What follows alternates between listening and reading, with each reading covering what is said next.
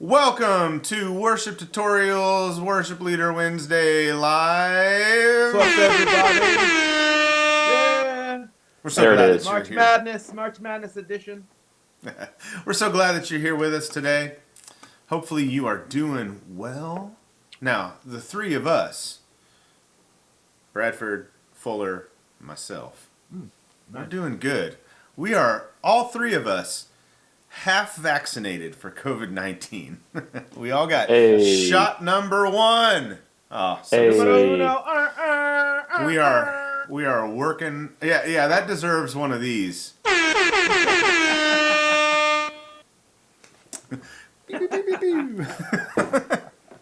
So, man, we're excited to get back to normal, and then hopefully soon we can do these Worship Leader Wednesday lives with all three of us in the room together, like we used to. So that's coming. Well, I'm kind of digging the three-part Zoom thing. Is kind of cool though. This works really well. It would be Bradford and I tried it this morning. It would be great if we could be in the same room and do the three thing, but the audio it's weird. So we'll have to figure this out because Bradford and I have tried it up here together. It would be good if it worked, but it doesn't. All right, so we're going to be talking about worship leading topics today in the live video. Last week, Bradford and I chatted gear with you guys. That was cool. This week we're gonna come back to worship leading, and we have some questions that many of you have asked us over time in these live videos. Excuse me. If you have questions related to worship leading, let us know in the comments, and we will answer them if we see them, and they're great questions. Not that there are bad questions. If you give us a super chat, we will answer. There are bad questions. There are. Okay. If you give us a super chat, we will answer your question unless it is inappropriate, in which case we will just take your money. That's what I'm going to say every time. You do not have to give us a super chat in order for your question to be answered. Just want to say that if you do, we will acknowledge it and try and answer your question to the best of our ability. All right, Brian, we have this document. Yes, Bradford? Should I probably be on the 5G down here? I feel like I'm getting some interruptions. You should be on the... So Bradford is in my house downstairs. I'm upstairs. You should be on 5G. Bradford is in my house. You'll be... that should be faster for you. Maybe. Yeah, you're looking a little pixely. And that's due to some network activity. All right. Am I back? Yeah. Well, the screen just got tiny. You're still pixely, but we can see you and hear you okay, and that's what matters the most. I think it'll probably clear up as we move forward. Well, let's hope so. Boy, there were some great questions. I'm trying to remember which one we were going to tackle first.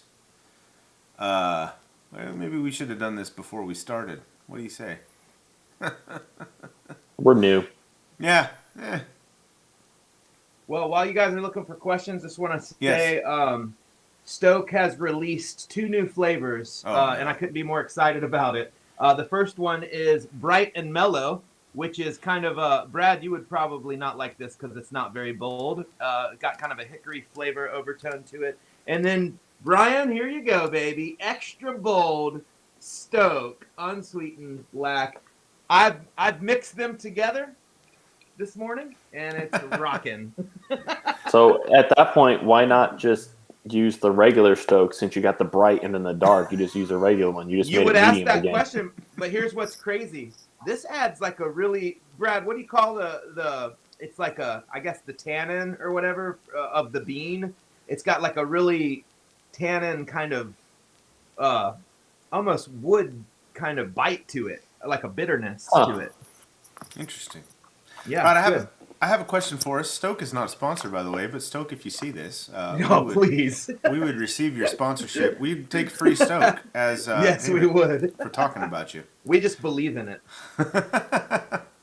All right. Well, now I lost it. Oh, God and Todd. This is it. God and Todd is the username. What a name. Yes. God and Todd. Todd, if you're watching, because I know. Todd. I know which one of the two of those things you are, Todd.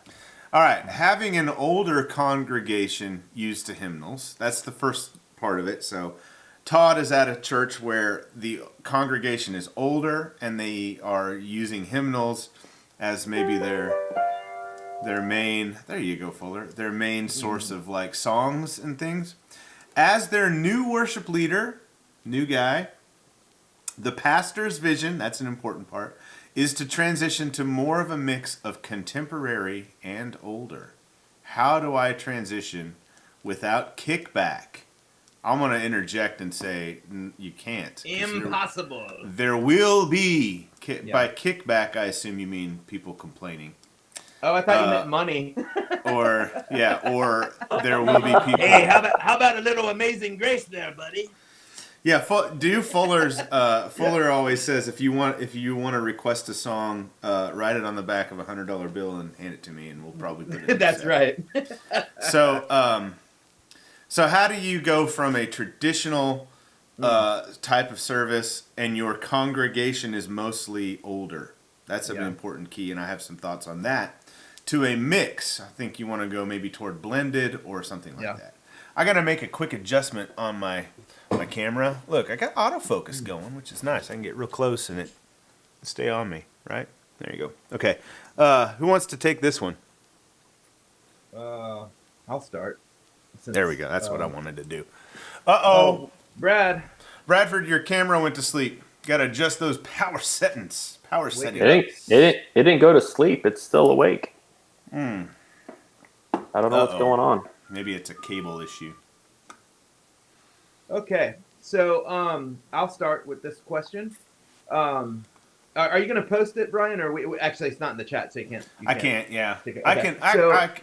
Hold on. I can actually because I can copy and paste. Oh, good call. Let's do that. I can put it on the screen, but boy, this is some great camera work conversation. Where is that? Oh, add text. Text plus. Add text. I have no idea how to it won't let me add the video now that it whatever happened. I gotta leave and come back in. Okay. Bradford's gonna leave and come back in. That's really small, isn't it? It's pretty Let's make small. that bigger. Okay. Oh, perfect. Thank you. Having an older congregation is used to hymnals and their worship leader, so their new worship leader. All right. Go ahead, Fuller, and then Bradford's going to join us. Yeah, so I think this is, I'd say if you said what are the top 5, biggest conflicts as a worship leader that you could possibly face, this would be definitely in the top 5. Absolutely.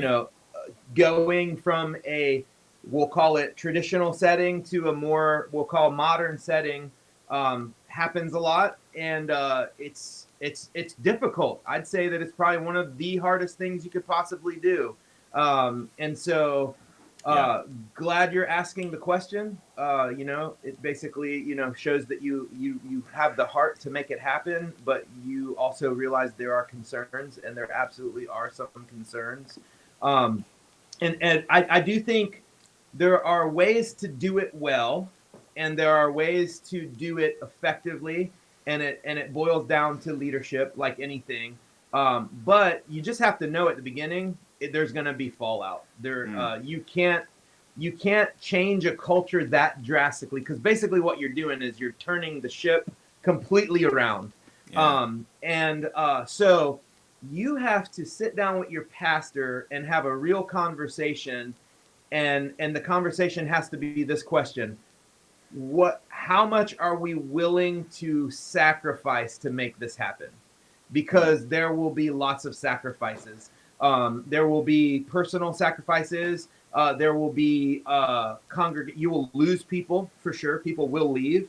People will get mad. Some people will love it. Some people will hate it. It's just there's nothing you can do about it.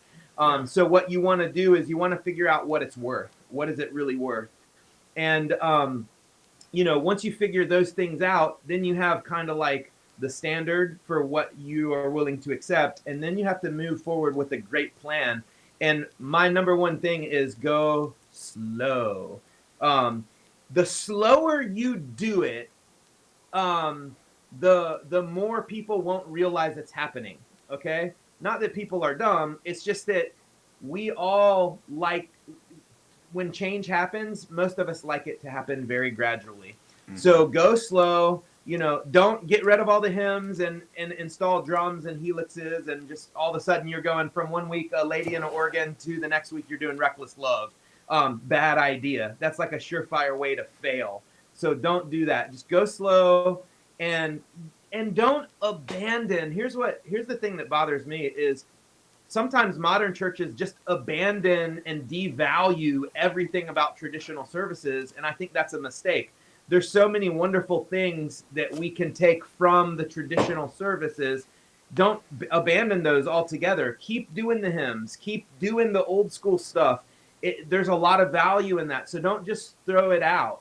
But figure out how to morph it together, bring it in. And from a practical perspective, the first thing I would do is I wouldn't change any of the songs. I would just start doing slightly more modern versions of the song. And I say slightly modern, like, if you're doing Amazing Grace, now do the Chris Tomlin version of Amazing Grace, and so slowly bring people into it, and cast a lot of vision, but buckle your seatbelt because it's going to be a bumpy ride. Yeah, so they did say that they are going toward a mix. So he didn't say that they were going to go all contemporary. Well, that's what everyone says, but it's really difficult. Yeah. So a lot of people who say they do a blend, what they're really saying is we want to make everyone happy. And that is impossible. Ooh. So what happens is you end up making no one happy because the people who are there for the traditional don't like the new stuff, and the people who are there for the new stuff don't like the traditional. So what I would say is just develop who you are as a church, as a worship culture, and go with it. And the people who like it will like it, and the people who aren't comfortable, they'll leave and find another church. It's not the end of the world. But be who you are. Be authentic. I've seen really, really bad versions of people trying to blend, and it's not good. Music genres aren't really designed to be blend together. You either make a new genre, or you do one or the other. Yeah, exactly. Yeah. So I have a couple thoughts. Fuller, that was great stuff. I agree with everything. Good, Todd. You in this situation, and anyone who's in this situation, which I know are lots of people, it is really easy. You could very easily be cast as the villain by the congregation. Oh, yeah, get ready for it. And that can manifest itself in many ways, all of them bad. So from just people don't like you to you get nasty comments. More likely what will happen, because it takes a lot of courage for somebody to confront someone to their face when they have a problem with them. So people who lack courage often go behind people's backs to others, right? Did I say that diplomatically? Wow, you hit the nail on the head. That's why it's an ouch. I mean, coward is the word in my head, but I didn't want to say it. If you can't say amen, say ouch. Yeah. So what will likely happen is people who don't like what's happening and they see you as the villain, which they probably will go behind your back to, if you're at a traditional type of a church, you probably have a traditional type of leadership structure. So you probably have a board, something like that. They'll go to board members who have power, or they'll go to the pastor, or they'll form committees behind the scenes, this is how people get fired in really nasty ways. Yeah. And so they will turn people against you, and if they turn the right people against you that are in the right positions of power in your church, this could go very bad. So all that to say, you made a statement in your question. Man, that sounds dark, but this happens so much. It sounds very informed, Brian. It sounds very informed. Has this happened to any of us? You said that the pastor's vision. This is the pastor's vision, and he's your pastor. He or she is bringing you into this, right? And you're a part of the pastor's vision. So it is very important, of utmost importance, I would say, that the pastor communicate this vision to the church. It does not need to come solely from you. It needs to be presented as, this is the vision for our church from the leadership of our church, being the pastor and everyone else. If that doesn't happen, Todd, then I think it could potentially go very bad for you. Yeah, that's not fair. That's not fair either. To like have, if the pastor were to just be like, "Hey, here's my vision, make it happen," and like, and all of the consequences that come with it fall on you. And just I can talk, but you finish your thought. Sorry. Yeah, so that's the first thought: is make sure that your pastor is publicly backing this and talking about it. And the other thought that I have is, so again, from experience, I was part of a church, a young church, but it was made up of older people, which is kind of an interesting thing to say, right? So it was a church plant, and the people that were involved in the plant were mostly an older congregation, like 50 and older.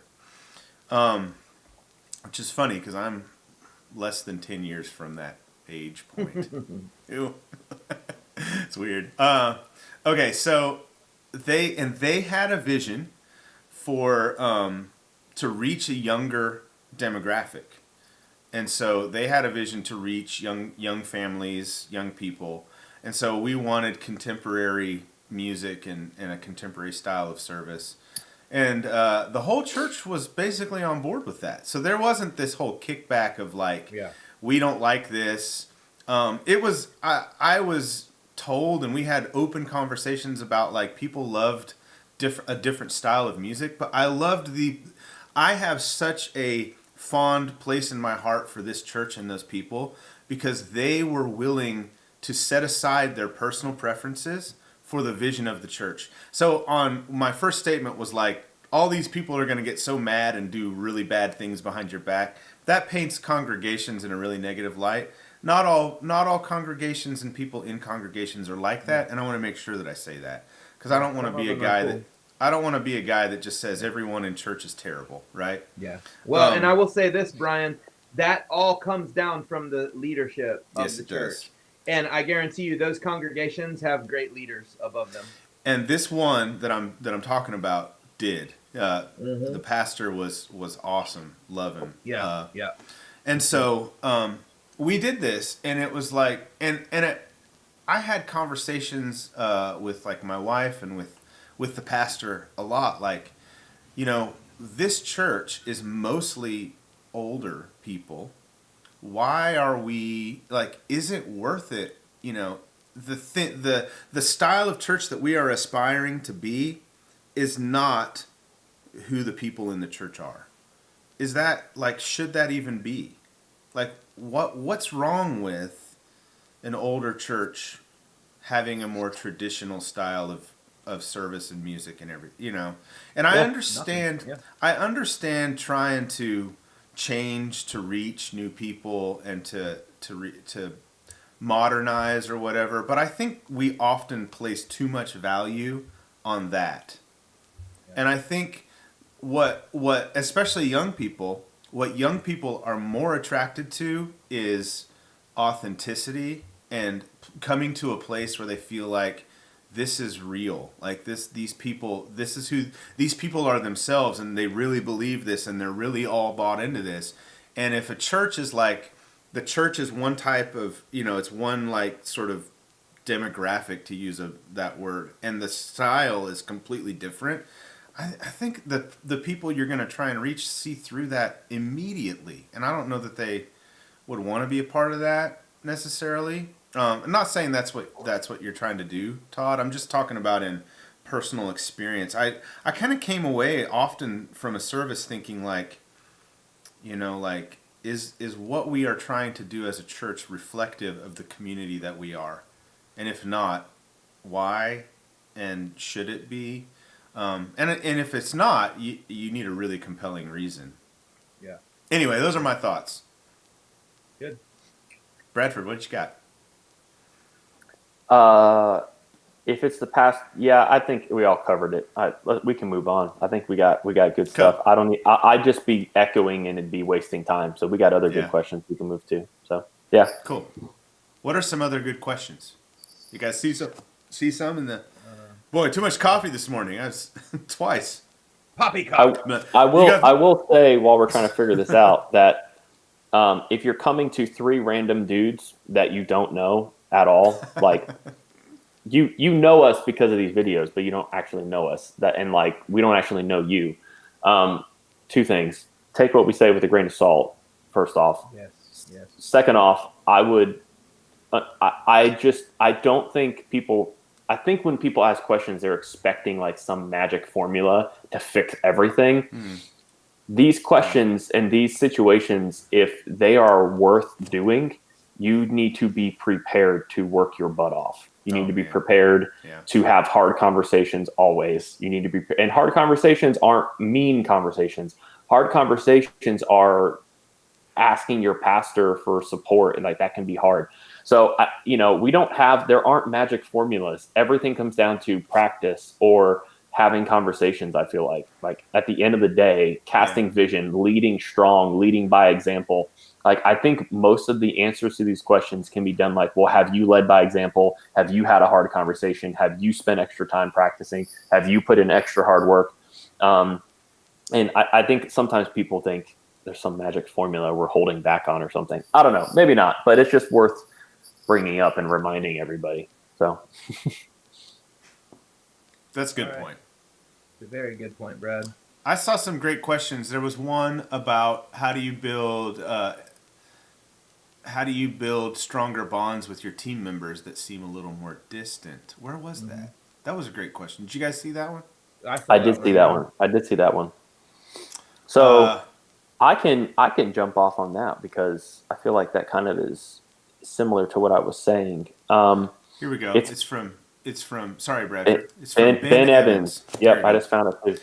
I think when it comes down to these kind of things, it's again, like you have to be intentional. You have to work at it. I knew that there were members of my team. Like I think it's always interesting when you have somebody, to me, like who can sing really, really well and they do great on stage, but the second they're off stage, they're really shy and quiet. I'm always like, wait. You're shy when somebody wants to have a conversation. But I think what it is it's like when you're having a one-on-one conversation, I can see that. Like it seems a little more, I don't know, not revealing, vulnerable when it's just one-on-one. Yes. That's the word.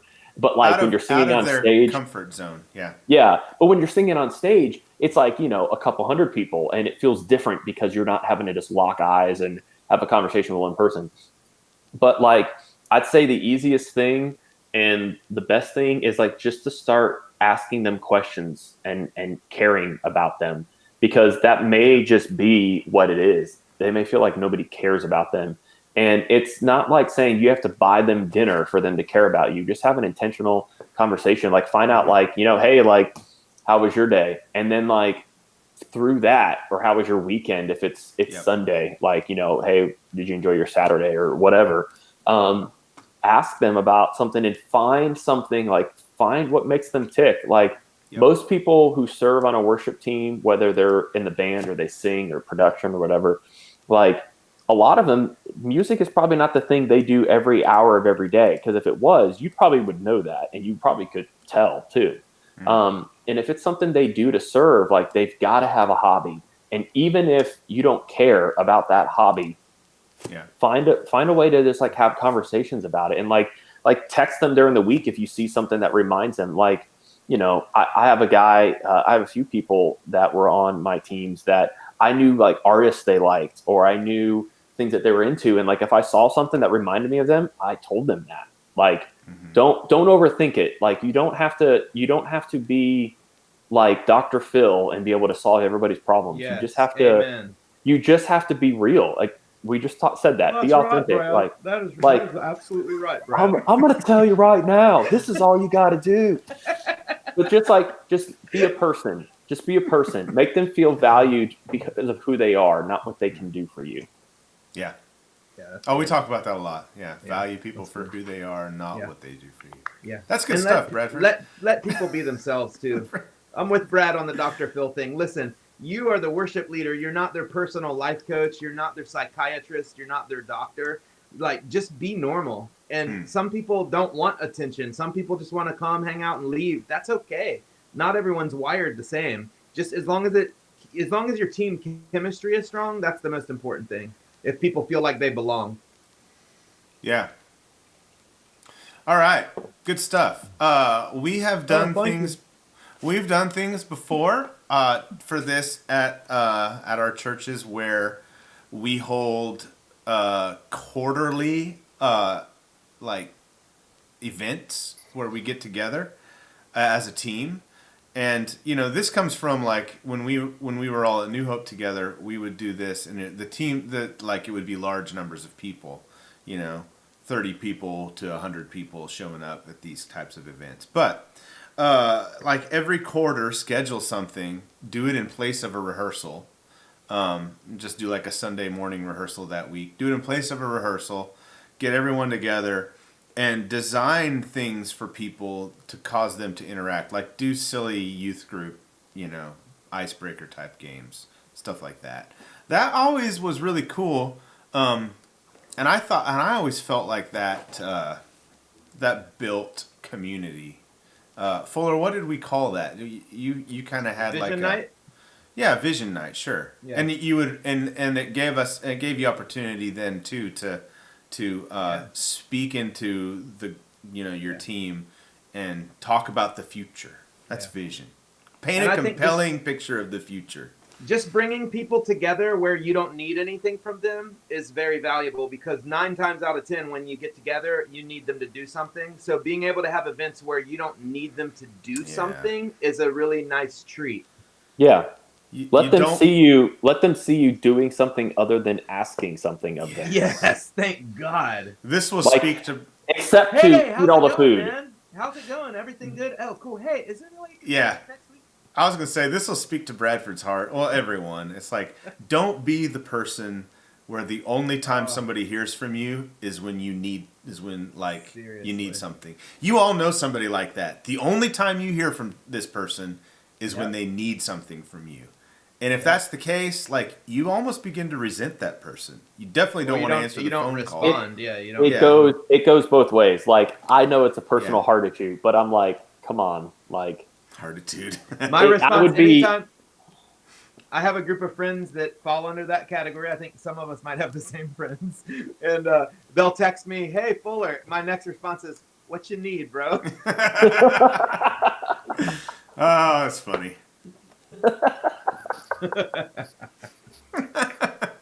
Okay, you guys have any other questions? David Hunt, thank you for your super chat. David. Really appreciate it. Active, engaged listening is the key. Whoa, my chair almost broke. You know what that is? I'm sorry. Gosh. Did I do that to you? No, it works itself out on its own. It's got like a little lock that keeps it just like. Well, yeah, like the desk chairs where like you can like pull the little lever out and you can lean back.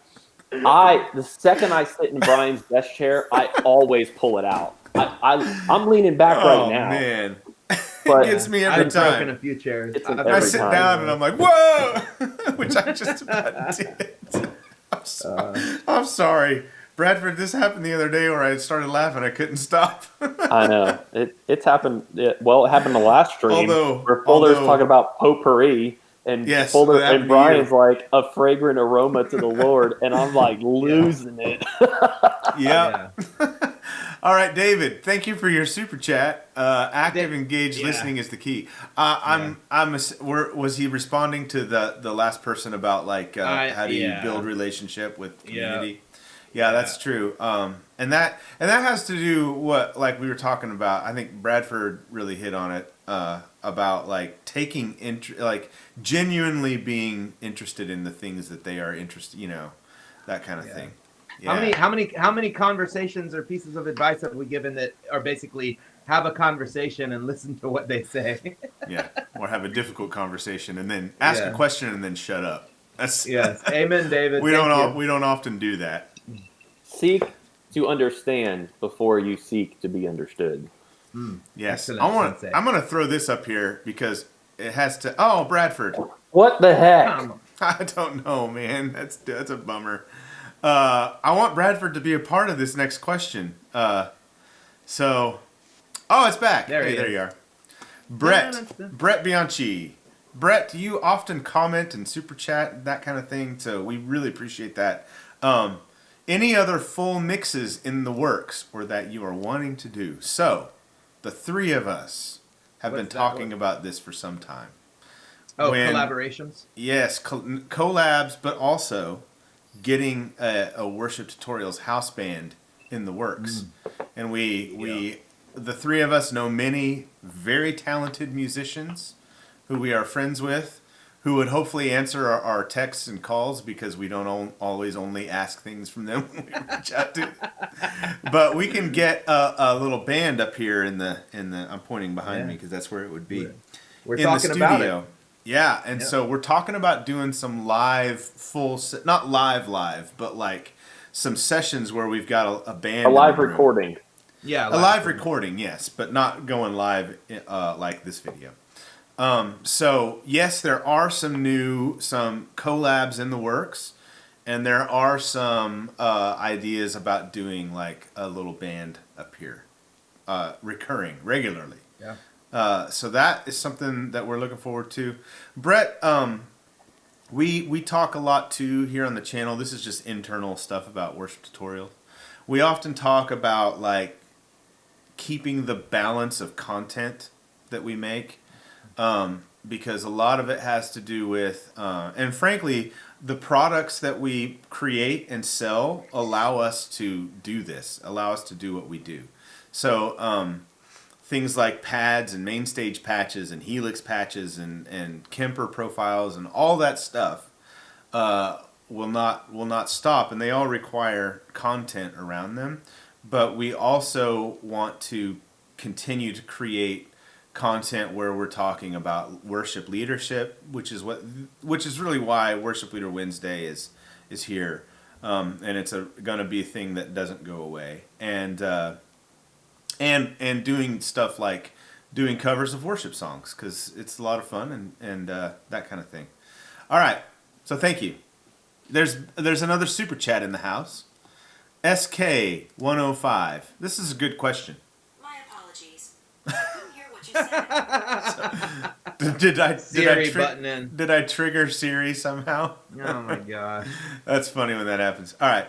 SK105, thank you for your super chat. How long did it take you to play to a click track before you developed a good sense of time? Oh, that's great. There's three stages of playing. Talking about practice. You talking about practice? There's we three want to talk stages about of playing practice. to a click. Huh? There's three stages. There's three stages of playing to a click track. Go for it. First Fuller. stage is where you start and everyone hates it and no one can do it. And it's distracting and everyone fights you. The second stage is when everyone gets it down perfectly and you can't play without it. You drop the click and suddenly the band falls apart. Yeah. And then the third stage is when you can play with it or without it. It's just a part of your culture. All of that takes a long time to get to that point. But that third stage is where you want to get, where you can play with it or you can play without it. No big deal. Second nature. Yeah. I'd say though, from a practical perspective, I'd say a good 3 to 6 months would take a team to get to the point where they're used to it. Yeah, so Fuller, you're approaching that as a full team. Yes, not one person. Right. If you approach it as a single, like you as a musician, how long does it take before you develop a sense of time? Yeah. Some 5 people to never 8 years. do. Some people do almost immediately. Bradford, you mentioned this earlier. It's like there's no secret formula. There's no easy answers, right? It's like it just requires practice. It requires you putting in the time. Many people do not practice with a metronome when they practice I've things. played with them. I would highly recommend whatever you're doing, whether it's like if you're practicing and you're like, I'm going to work on some scales or I'm going to play songs, do all of it with a metronome if it makes sense. Like anything, if you're going to do scales, do it with a metronome and then keep increasing, right? So you increase your speed.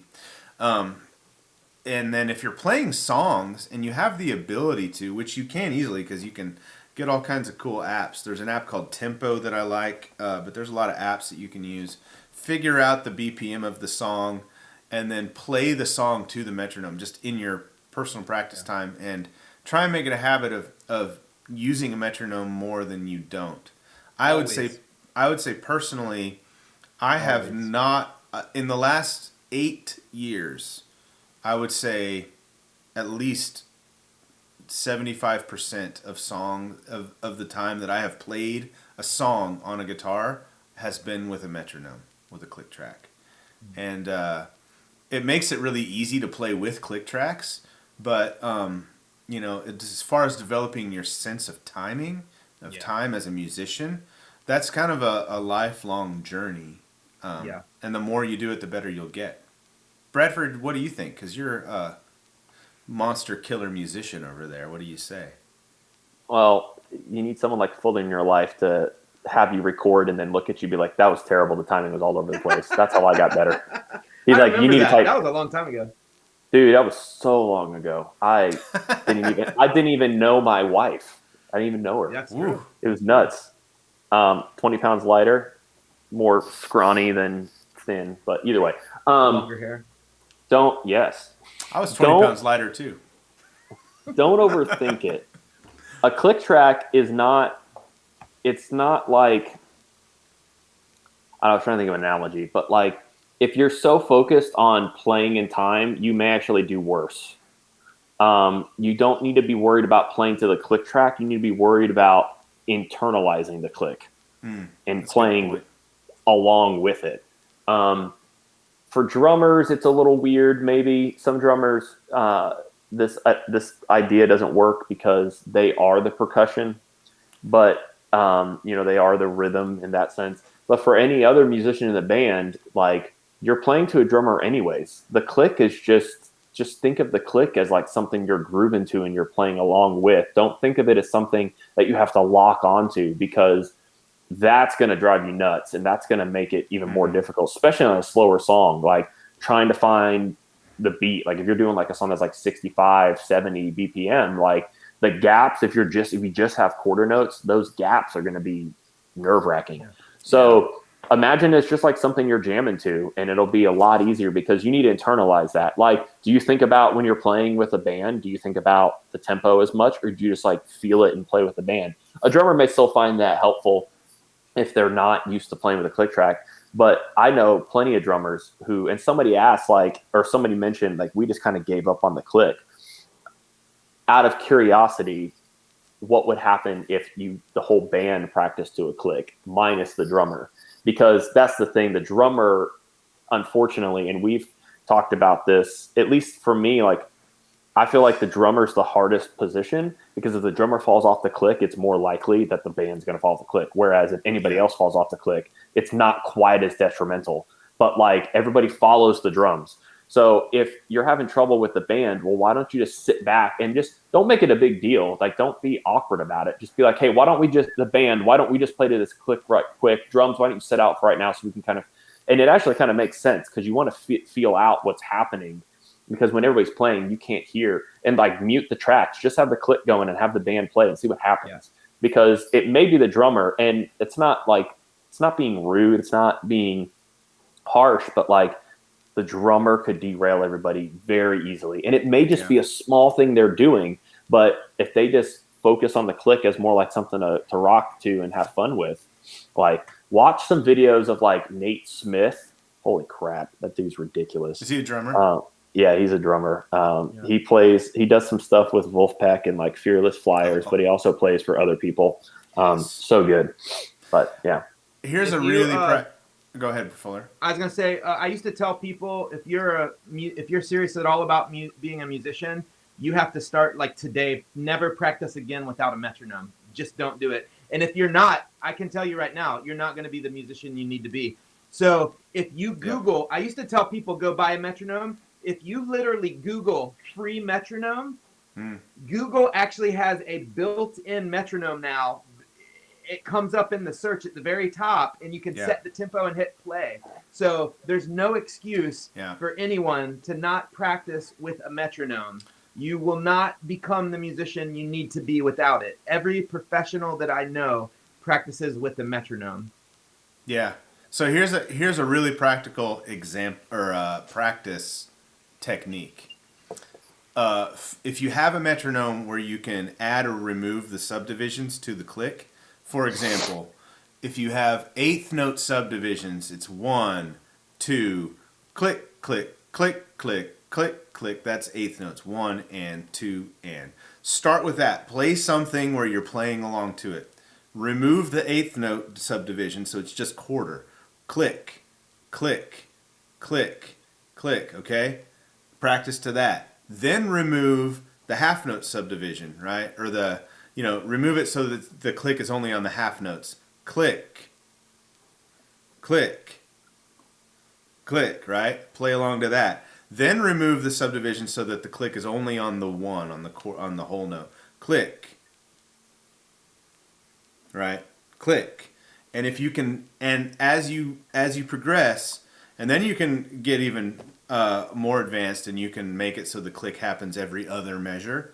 And if you can play in time so that you're playing, and when the click comes back in, you're still in time, then you know that it's working for you. That's really good.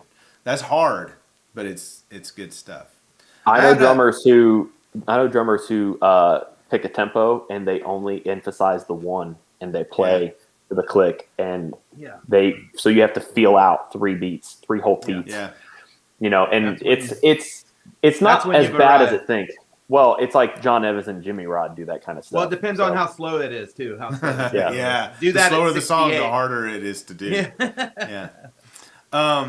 There was a question. Ren says, "Is there an easy way?" This is on the subject of clicks and stuff again.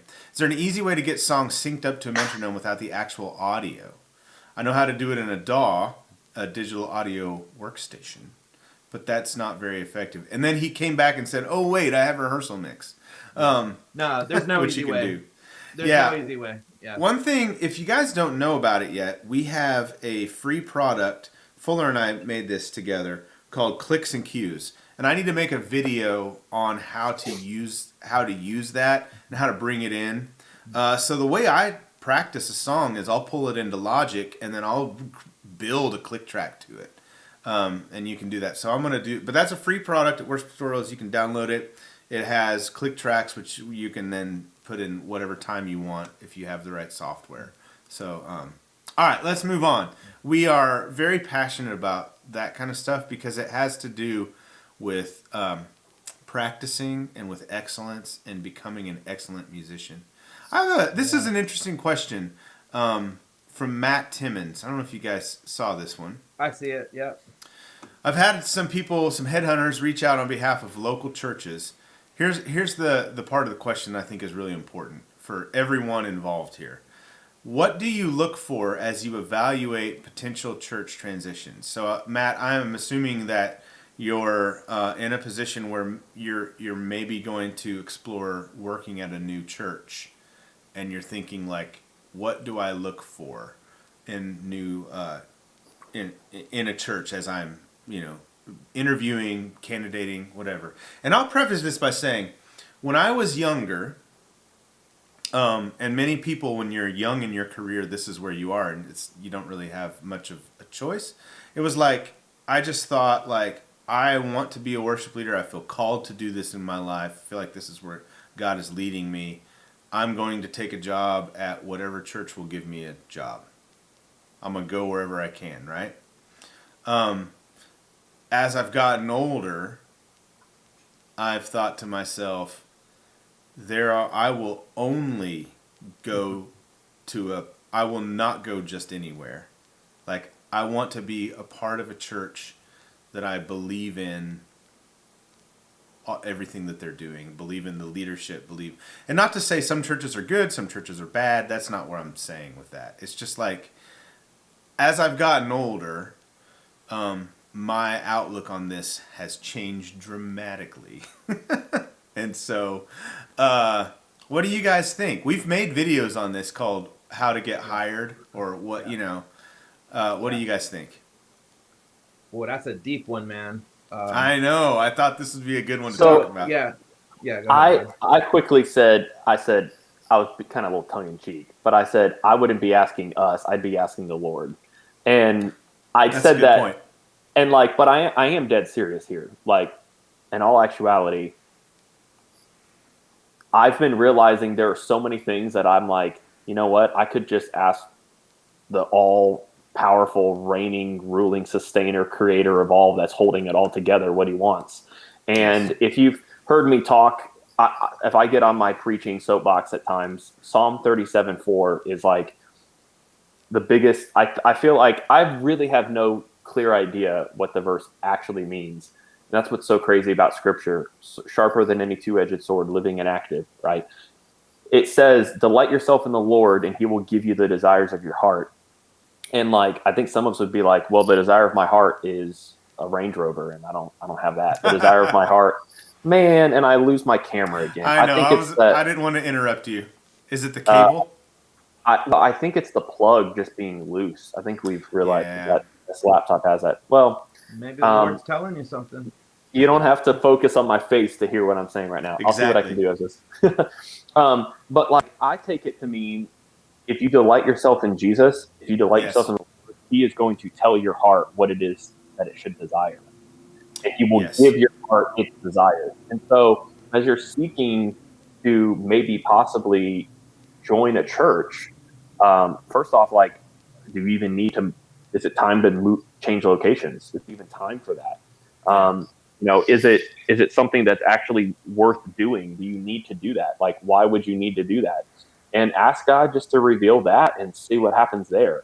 Outside of that, I would just say, like, look at what the church offers. Like, if you're married, if you have a family, like, they're your first ministry. They're more important. Like, do they feel like they will be shepherded well? Do you feel like they will be shepherded well outside of your leadership, outside of what you'd be doing at the church?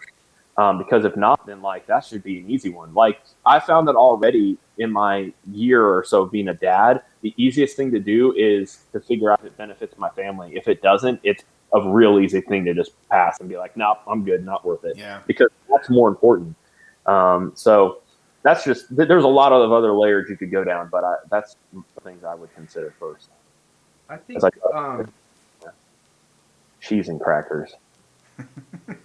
Brad, do you want me to you want to rejoin? I didn't have to do that last time, so that's what I've been trying to do. Right. But I'll rejoin. Okay. Go ahead, Fuller. So Brad gives a really good spiritual perspective on it, which I think is the most important thing. But I do think there's some practical stuff to it as well. Mm-hmm. If you're specifically talking about, working at a church, I think it is wise to approach that very similar to how you would approach just getting a regular job.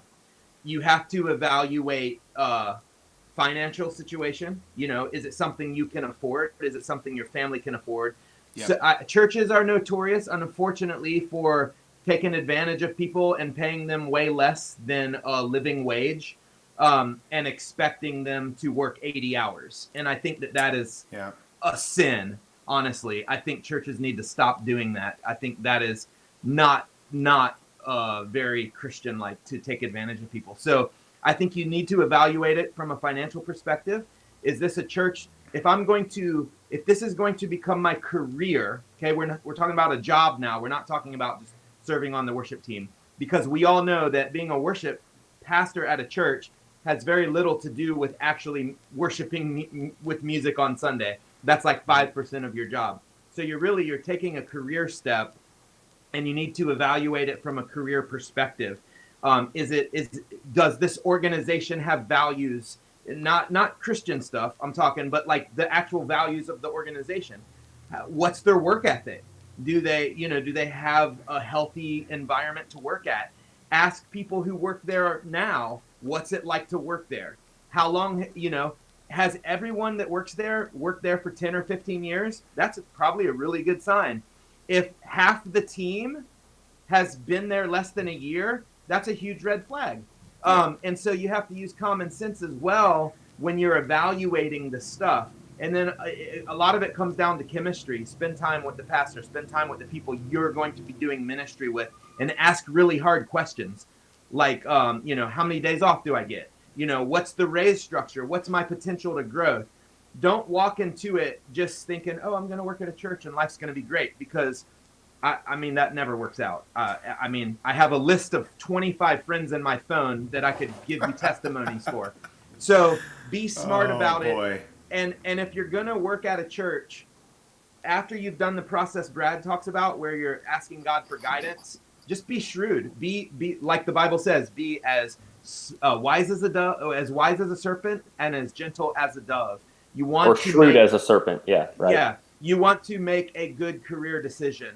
And just because it's a church doesn't mean it's going to be, happily ever after. So evaluate it just like you would if you were taking a corporate job, because you want to go into a situation that you don't regret. And the thing that bothers me, that I've seen happen so many times, I've seen people leave great career jobs that they've spent their whole life building into, doctors, nurses, all these things, and they leave that because a church promises them something, and then a year later they can't deliver that, and now they've changed career paths and they've set them back. So be wise about it. You want to make sure that you're making a good career move. Otherwise, the church would love to just have you serve as a volunteer for free. So that's also an option.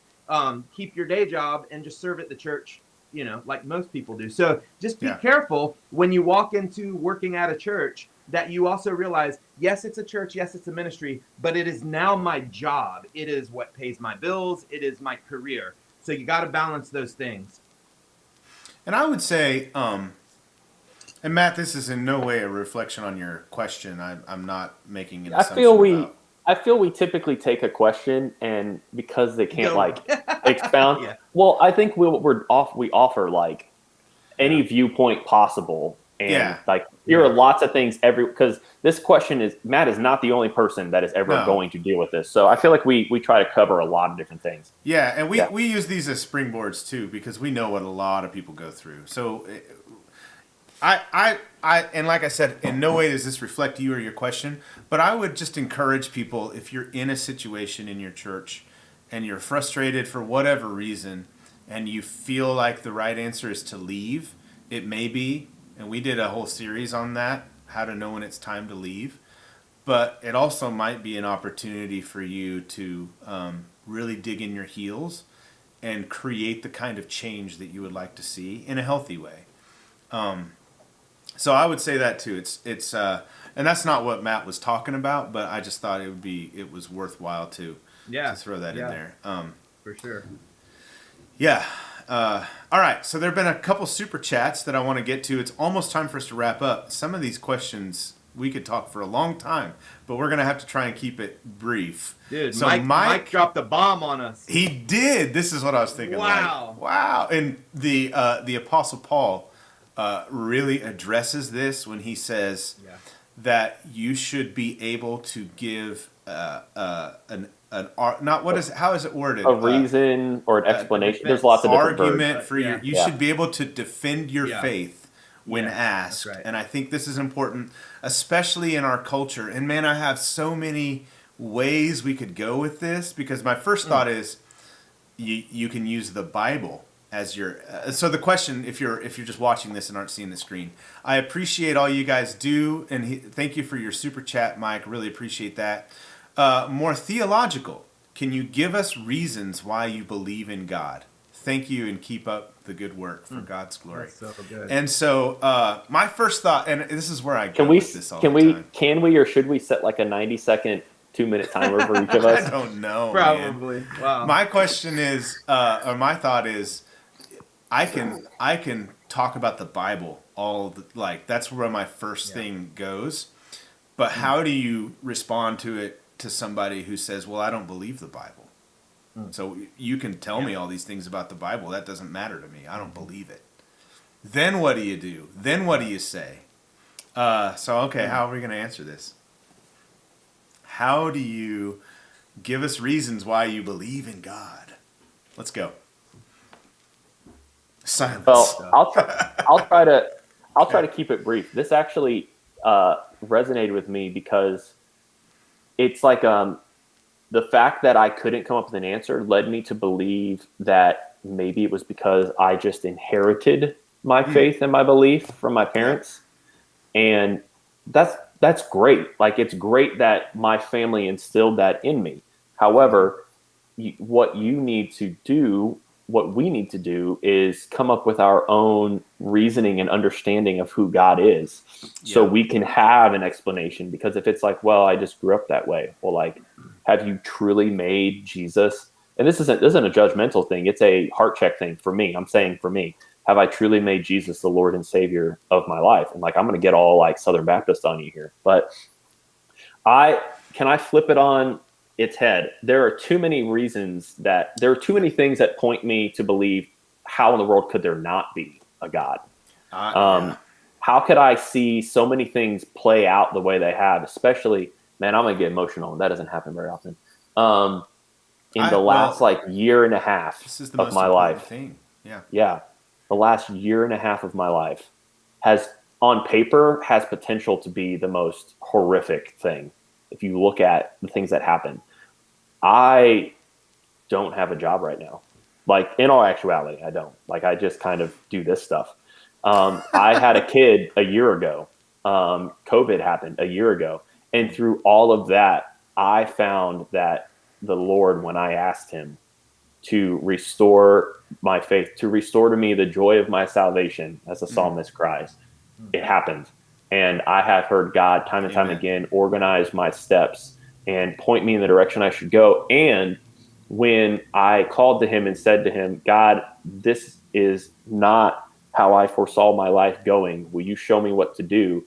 As I just said a few minutes ago, God shaped my heart to be fully in love and passionate and full of joy, to attack and to approach and to take care of the things he laid before me that initially I did not. And so I see things like that when I've called on him, he has answered and he has done something. It doesn't mean that God has opened up the floodgates financially.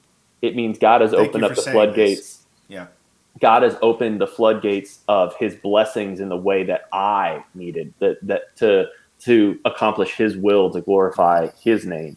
So when we ask for something in his name, a Range Rover, a Duesenberg guitar, those things could absolutely be used for his glory. But don't confuse that God not giving you a monetary worldly possession means that he doesn't love you. It means it's not going to be used to accomplish his will. It's not going to be used to accomplish his plan for your life. And so as I've sought him and have pleaded with him and asked him for guidance and showing me what to do, he has done that time and time again. And I can't look at the world and imagine that there is not a creator. That is all good. Yeah. Thanks, Bradford. That's good. So like I said, my first thought is a biblical defense of God and Jesus, really, as the Son of God, the Savior of the world, would be where I would turn. And it's funny, it brings up memories. Like, I have had to do that to evangelists at my door. I remember back when I lived in Durham, there's a guy that knocked on the door, and he was like, he said he wanted to talk to me about Christ. And I said, well, I was like, well, this is your lucky day, man. I'm a pastor at a church. And he's like, well, what church? And I told him. He's like, well, can you give me evidence for your salvation? Yeah, said, because people see me with the okay. hat and earrings and they think that I'm not saved. I'm like, okay. So I did. No, and he said, okay, so can you tell me why you believe you're saved? And I was like, okay, well, yes, I believe Jesus is the Son of God and died for my sins and is the Savior. And he's like, well, can you show me in the Bible where that? I was like, it became very obvious to me that this guy believed that I had to be a part of his church to be saved. Anyway, all that aside, so there is a place for a place for like biblical evidence of your salvation and faith, and you should have that ready to use as defense of your faith. But there's also the sort of experiential side of life that Bradford was talking. Like you see the evidence of God all around us, and the Bible talks about that too. In fact, I believe the verse that says, "If we don't praise God, the rocks will cry out." I think that verse is speaking to the fact that all of creation points to the glory of God and the goodness of God. And if people aren't going to talk about it, well, it doesn't matter because and not that it doesn't matter, but like that doesn't make God any less real or good, or the rocks will do it for us, right? Mm-hmm. Will attest to the glory of God. I get super passionate and emotional about this too because it's just so, it is the most important thing in our lives, and we're talking about our Creator and Savior and the all-powerful, omnipotent God. And I've seen the evidence of God's goodness and leading in my own life. And like Bradford said, it does not always mean that everything is good and that I feel great and good things happen to me. Although many, many good things have happened to me in my life, and I believe those are blessings from God. I love, Brad, that you talked about how in a year where many things happened that weren't good, you still experienced the goodness of God in your life and the evidence of God. And it didn't mean financial blessings or whatever, or good health or what, not that you haven't had good health, but I've seen it in my life. I've seen it in other people's lives, and I can tell you story after story of people's lives who were completely, radically changed. Many people believe that nobody can change, but that's just not true, and I believe God is the evidence of that.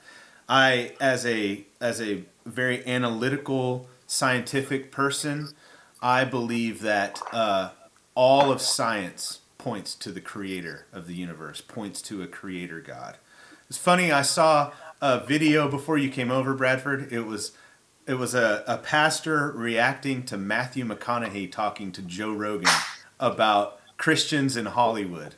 Weird, right? And Yeah. Matthew McConaughey was like, I don't understand this dichotomy of science and faith being at odds. He said, I believe all science points to an all-powerful God. And I believe that. I think that's true. All right. That's exactly what the guy said who was reacting. He's like, all right. But man, I you driving a believe it Lincoln, to be Fuller? true. And but I believe it to be true. And the more that I understand about the natural universe, the more it points to an all-powerful God. How could it have done? I don't understand how you can see creation and study it and not believe that it was created by. Anyway, that's my own life. Many people can and do believe otherwise, and they give their arguments. But so I think that there's our experiences and our understanding of the Bible as a theological text really points to that. I've talked for well over my 90 seconds. Fuller, you're up.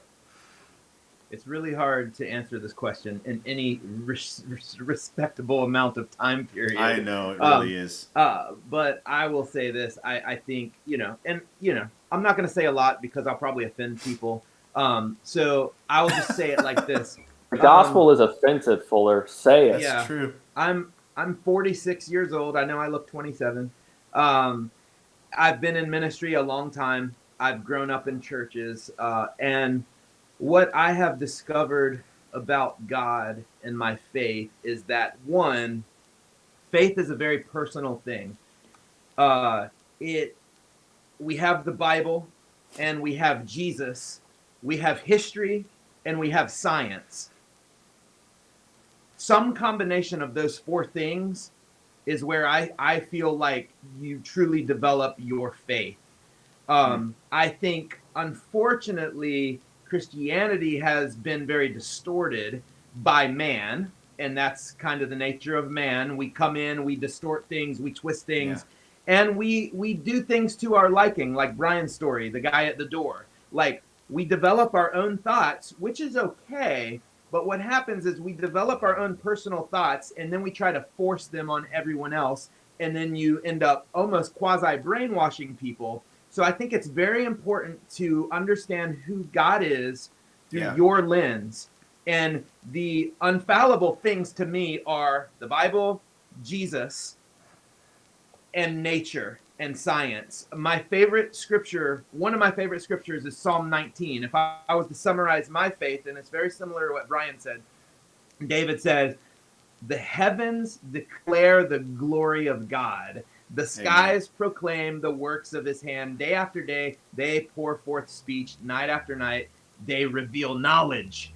I spend a lot of time on my back porch looking up at the stars. I'm with Matthew McConaughey on this. Like, the more I study the universe, the more I study science, the more I am convinced that God is the designer. And there are a lot of scientists these days that are faith-based, because the more you see the complexities of the universe and physics, you're like, someone made this. Like, this is not just, so I think it's so important to understand that a lot of God's glory is right in front of us. And later in that scripture, it says, it's like he says, God has pitched a tent for the sun. It is like the bridegroom coming out of his chambers, like a champion rejoicing to run his course. It rises at one end of the heavens and makes its circuits to the other. No one is deprived of its warmth. It's just like, look to the universe, look to Jesus, look to Scripture, and with the power of the Holy Spirit, I think you will develop a true, real faith, not a shallow faith of a bunch of rules and regulations and what we should do and who's wrong and who's right, because that to me has nothing to do with our faith. Other people being wrong about things has zero to do with my belief in God. And I think that that's very important. It's funny that we've sort of landed on this whole scientific thing which has been in the news, and there's a gentleman by the name of Francis Collins. Do you know who Francis Collins is, guys? Mm-hmm. He's the director of the NIH, so the National Institute of Health. Anthony Fauci, right, has been in the news quite a bit lately. Anthony Fauci works for Francis Collins, or works with. They're actually really good friends. So Francis Collins, director of the NIH, very, very devout Christian man, which I've always thought is, I'm not going to go down that road in this video about. Anyway, Francis Collins wrote a book about 15 years ago called The Language of God. The subtitle is A Scientist Presents Evidence for Belief. You will not find a more accomplished scientist living. I mean, you might, but he's up there, right? So I would encourage checking that one out.